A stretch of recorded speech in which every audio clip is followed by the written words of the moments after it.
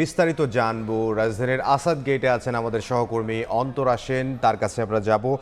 অন্তরা, তেল কি পাচ্ছে?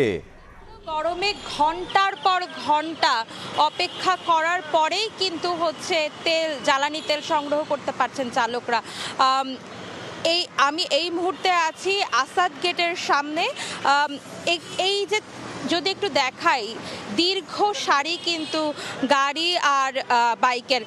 রাস্তার অপর পাশেও একটি পাম্প রয়েছে, সেটিতেও কিন্তু গাড়ি আর বাইকের দীর্ঘ সারি। জানিয়ে রাখি, সরকারের পক্ষ থেকে কিন্তু বারবার বলা হচ্ছে যে দেশে জ্বালানির যথেষ্ট মজুত রয়েছে, তবু মধ্যপ্রাচ্যের বাড়তে থাকা সংঘাতে জনগণের মনে কিন্তু আশঙ্কা থেকেই যাচ্ছে। তাই বাইক আর গাড়ি চালক যারা আছেন তারা ভিড় করছেন পাম্পগুলোতে। জ্বালানি পেতে ঘন্টার পর ঘন্টা বসে থেকে ভোগান্তি পোহাচ্ছেন তারা।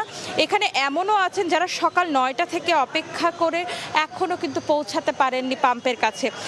অর্থাৎ লাইন যত বড় হচ্ছে ততই কিন্তু দীর্ঘ হচ্ছে অপেক্ষার প্রহর।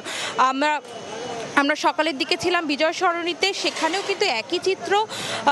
সেখানেও কিন্তু গাড়ি বাইকের লাইন পৌঁছে গেছে মহাখালী ফ্লাইওভারের নিচ পর্যন্ত। এখানে জানিয়ে রাখি, এখানে যারা বাইকার আছেন তারা কিন্তু 2 থেকে 3 লিটার, আর যাদের প্রাইভেট কার কিংবা গাড়ি আছে তারা কিন্তু 10 লিটার পর্যন্ত অকটেন আর পেট্রোল সংগ্রহ করতে পারছেন।